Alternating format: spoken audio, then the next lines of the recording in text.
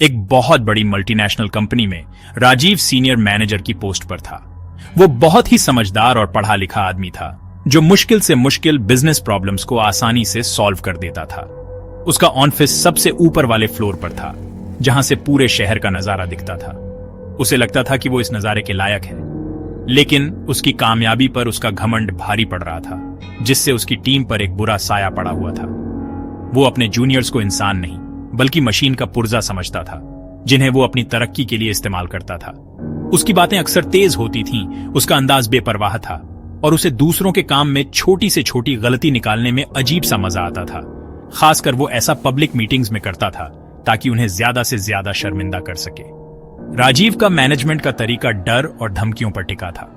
उसे लगता था कि इज्जत की जाती नहीं बल्कि उसे मांगा जाता है, दया या मेंटरशिप से नहीं। वो ऑफिस में घूमता था, सिर्फ उसकी मौजूदगी से बातचीत बंद हो जाती थी और क्यूबिकल्स में डर की लहर दौड़ जाती थी। एक रिपोर्ट में एक छोटी सी टाइपो भी गालियों की बौछार करा सकती थी। थोड़ी सी देरी से सबमिशन, भले ही उसका कोई सही कारण हो, तो भी परफॉर्मेंस रिव्यूज की धमकी मिलती थी। उसने ऐसा माहौल बना दिया था जहां क्रिएटिविटी खत्म हो जाती थी और सहयोग नामुमकिन था, क्योंकि हर कोई गलती करने से बहुत डरता था। टीम के लोग मन लगाकर काम करते थे, लेकिन उनके दिल शिकायत और बेबसी से भरे हुए थे। उन्हें फंसा हुआ महसूस होता था, उनकी मेहनत को हमेशा नजरअंदाज किया जाता था और उनकी हिम्मत रोज कुचली जाती थी।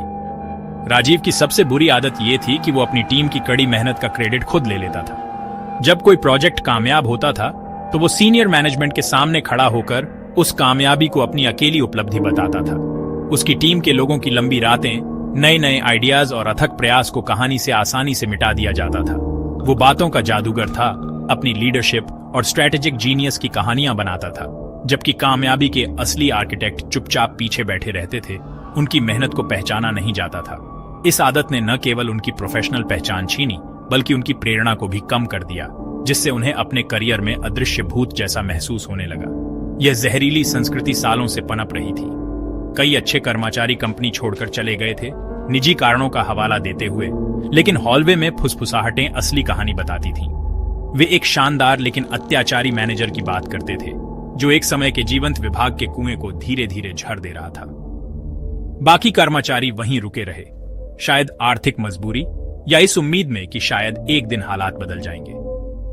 उन्होंने राजीव के मूड को समझना सीख लिया था, अपने सिर नीचे रखने और हर चीज को डॉक्यूमेंट करने की आदत डाल ली थी। एक मौन समझौता जो उसके दमनकारी नेतृत्व की भट्टी में बना था। वे एक ऐसे दिन का सपना देखते थे जब उनके काम को महत्व दिया जाएगा और उनकी गरिमा बहाल होगी। एक ऐसा दिन जब न्याय का तराजू आखिरकार अपना संतुलन पाएगा।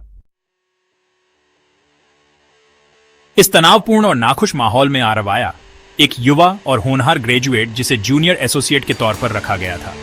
वो उम्मीद और अपने काम के लिए सच्ची लगन से भरा हुआ था। उसकी आंखों में महत्वाकांक्षा की चिंगारी थी, सत्ता के लिए नहीं बल्कि सीखने और सार्थक योगदान देने के लिए। अपनी इंडक्शन के दौरान उसने कंपनी के सम्मान और ईमानदारी के मूल्यों के बारे में शानदार कहानियां सुनी और वो अपनी काबिलियत साबित करने के लिए उत्सुक था। उसे राजीव की टीम में रखा गया और पहले ही दिन उसने एक विनम्र मुस्कान के साथ अपना परिचय दिया, जिसका जवाब एक रूखे सिर हिलाने और हाथ के लापरवाह इशारे से दिया गया। आरव शुरू में हैरान हुआ, लेकिन उसने इसे एक व्यस्त, महत्वपूर्ण आदमी का व्यवहार मानकर नजरअंदाज कर दिया। उसने कड़ी मेहनत करने और अपने मैनेजर का सम्मान हासिल करने का फैसला किया। आरव को अपने नए वर्क प्लेस का असली चेहरा देखने में देर नहीं लगी। उसने अपने सहकर्मियों को छोटी छोटी बातों पर डांट खाते देखा।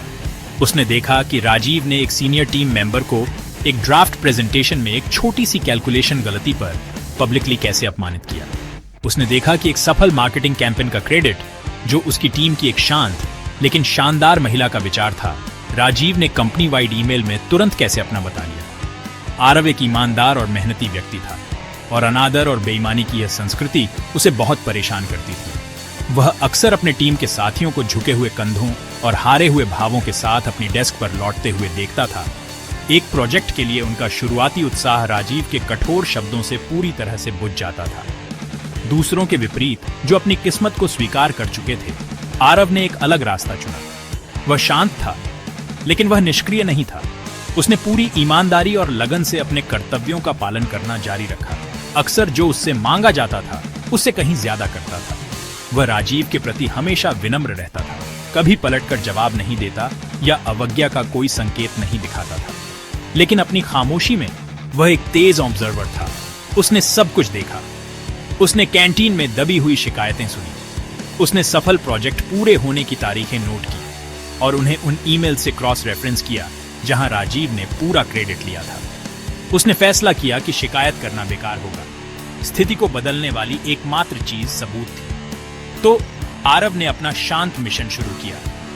उसने हर चीज को बहुत ध्यान से डॉक्यूमेंट करना शुरू किया। जब राजीव मौखिक रूप से कोई काम सौंपता और बाद में उसे नकार देता, तो आरव के पास एक फॉलो अप ईमेल होता जो उसने निर्देशों की पुष्टि करते हुए भेजा होता।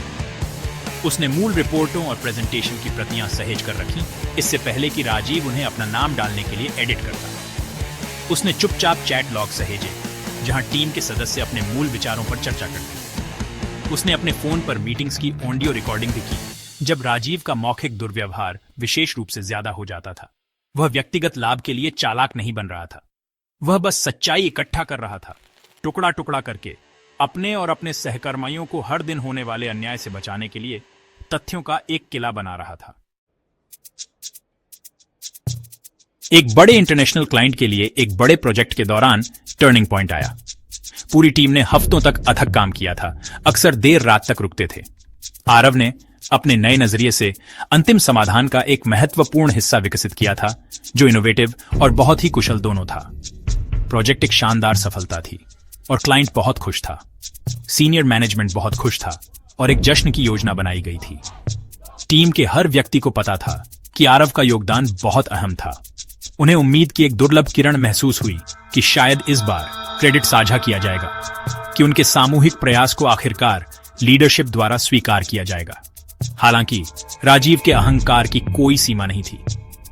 बोर्ड ऑफ डायरेक्टर्स के साथ प्रोजेक्ट रिव्यू से कुछ दिन पहले प्रोजेक्ट के फाइनेंशियल प्रोजेक्शंस वाली एक महत्वपूर्ण फाइल शेयर किए गए सर्वर से रहस्यमय तरीके से गायब हो गई। घबराहट फैल गई। राजीव ने एक मौका देखते हुए तुरंत आरव पर आरोप लगाया। उसने एक इमरजेंसी मीटिंग बुलाई और सबके सामने उस युवा व्यक्ति पर घोर लापरवाही और तोड़फोड़ का आरोप लगाया। जब हम अनुभवहीन लोगों को काम पर रखते हैं तो यही होता है। उसकी लापरवाही ने हमारे सबसे बड़े क्लाइंट के साथ हमारे रिश्ते को खतरे में डाल दिया है। राजीव ने एक कहानी गढ़ी, ये दावा करते हुए कि उसने आरव को उसके गैर जिम्मेदाराना रवैये के बारे में बार बार चेतावनी दी थी। खुद को एक सतर्क मैनेजर और आरव को एक अक्षम अधीनस्थ के रूप में चित्रित किया। आरव वहां खड़ा था, उसका चेहरा पीला था, लेकिन उसकी आंखें शांत थीं। उसने बिना किसी रुकावट के सभी झूठे आरोपों को सुना। उसकी चुप्पी को राजीव ने गलती स्वीकार करने के रूप में गलत समझा। तुम्हें अपने लिए क्या कहना है? राजीव ने जीत के प्रति आश्वस्त होकर मुस्कुराया। उसी पल कमरे में कुछ बदल गया। दूसरे टीम मेंबर्स जो लंबे समय से चुपचाप सह रहे थे, उनमें हिम्मत आ गई। उन्होंने आरव की लगन को खुद देखा था। एक पुराने सहकर्मी ने खड़े होकर कहा, सर, यह सच नहीं है। आरव इस टीम का सबसे मेहनती व्यक्ति है। दूसरे ने जोड़ा, हम सब ने उसे उन फाइलों पर काम करते देखा है। उसने अतिरिक्त बैकअप भी बनाए थे। उनकी आवाजें हालांकि कांप रही थी, लेकिन दृढ़ थी, जिससे समर्थन का एक ऐसा कोरस बना जिसकी राजीव ने उम्मीद नहीं की थी। अपने सहकर्मियों के समर्थन से अपनी हिम्मत बढ़ाते हुए आरव ने आखिरकार बात की। सर, मैंने फाइल डिलीट नहीं की, उसने कहा। उसकी आवाज साफ और स्थिर थी। लेकिन मेरे पास ऐसे सबूत हैं जो हमें यह समझने में मदद कर सकते हैं कि क्या हुआ। उसने शांति से अपना लैपटॉप मुख्य स्क्रीन से जोड़ा। उसने अपने सहेजे गए ईमेल का एक लॉग प्रस्तुत किया, जिसमें फाइनेंशियल फाइल का अंतिम संस्करण शामिल था, जिसे उसने पिछली शाम को राजीव को भेजा था। फिर उसने सबसे खतरनाक सबूत पेश किया, एक स्क्रीन रिकॉर्डिंग जो उसने अपना काम आर्काइव करते समय बनाई थी, जिसमें गलती से राजीव को देर रात सर्वर एक्सेस करते और वही फाइल डिलीट करते हुए कैप्चर किया गया था। कमरा सन्नाटे में डूब गया। झूठ पूरी तरह से खुल चुका था। आरव द्वारा प्रस्तुत सबूत अकाट्य थे। राजीव द्वारा छोड़ी गई डिजिटल फुटप्रिंट स्पष्ट और अक्षम्य थी। सीनियर मैनेजमेंट ने तुरंत एक औपचारिक जांच शुरू की। उन्होंने टीम के हर सदस्य का इंटरव्यू लिया, न केवल डिलीट की गई फाइल के बारे में, बल्कि राजीव के नेतृत्व में समग्र कार्य वातावरण के बारे में भी। आरव की हिम्मत से सशक्त होकर कर्मचारियों ने पहली बार खुलकर बात की। उन्होंने अपमान, चोरी किए गए क्रेडिट और लगातार दबाव और डर की अपनी कहानियां साझा की जो उन्होंने सहन की थी। आरव द्वारा इकट्ठा किए गए सबूतों का संग्रह उनके दावों के लिए ठोस प्रमाण के रूप में काम आया, जिससे एक ऐसे मैनेजर की व्यापक तस्वीर सामने आई जिसने सालों से अपनी शक्ति का व्यवस्थित रूप से दुरुपयोग किया था। जांच का परिणाम त्वरित और निर्णायक था। राजीव को हेड ऑफिस बुलाया गया और उसकी नौकरी तुरंत समाप्त कर दी गई। यह खबर कंपनी में आग की तरह फैल गई। जिस आदमी ने दूसरों के कंधों पर अपना करियर बनाया था, उसके लिए यह सबसे बड़ा अपमान था। उसे एक छोटे से बॉक्स में अपनी निजी चीजें लेकर बिल्डिंग से बाहर निकाला गया, उन लोगों की निगाहों से बचते हुए जिन्हें वह कभी नीचा देखता था। उद्योग में उसकी प्रतिष्ठा चकनाचूर हो गई। कॉर्पोरेट दुनिया में बात तेजी से फैलती है और उसके अनैतिक व्यवहार और बर्खास्तगी की कहानी एक चेतावनी बन गई। उसे कहीं और समान पद हासिल करना असंभव लगा। राजीव के जाने के बाद विभाग में राहत की एक स्पष्ट भावना फैल गई। ऐसा लगा जैसे एक काला बादल हट गया था, जिससे सूरज को आखिरकार चमकने का मौका मिला। कंपनी ने टीम के एक वरिष्ठ सम्मानित सदस्य को मैनेजर के पद पर पदोन्नत किया और माहौल लगभग रातों रात बदलना शुरू हो गया। डर की जगह सहयोग ने ले ली और आलोचना की जगह प्रोत्साहन ने ले ली। आरव को उसकी ईमानदारी और बहादुरी के लिए सराहा गया, लेकिन वह विनम्र बना रहा। यह जोर देकर कहता रहा कि यह एक टीम प्रयास था। इस घटना ने पूरे संगठन के लिए एक शक्तिशाली सबक के रूप में काम किया, जिससे उन्हें बेहतर फीडबैक सिस्टम लागू करने के लिए प्रेरित किया गया, ताकि ऐसी स्थिति दोबारा कभी ना हो। राजीव की कहानी एक सार्वभौमिक नियम का एक सरल लेकिन गहरा अनुस्मारक है। जो हम दुनिया को देते हैं वह आखिरकार हमारे पास वापस आता है। जीवन एक प्रतिध्वनि की तरह है। यदि आप गुस्सा भेजते हैं तो आपको गुस्सा वापस मिलता है। यदि आप दया और सम्मान फैलाते हैं तो आपको वही बदले में मिलेगा। अहंकार एक अस्थायी सिंहासन बना सकता है, लेकिन यह रेत की नींव पर बना है जिसका ढहना तय है। सच्ची ताकत इसमें नहीं है कि हम अपने सीनियर्स के साथ कैसा व्यवहार करते हैं, बल्कि इसमें है कि हम उन लोगों के साथ कैसा व्यवहार करते हैं जिन पर हमारा अधिकार है। अंत में यह हमारे कार्य, हमारा चरित्र और हर व्यक्ति के प्रति हमारा सम्मान है, चाहे उनकी स्थिति कुछ भी हो, जो हमारी सच्ची सफलता और विरासत को परिभाषित करते हैं। आखिरकार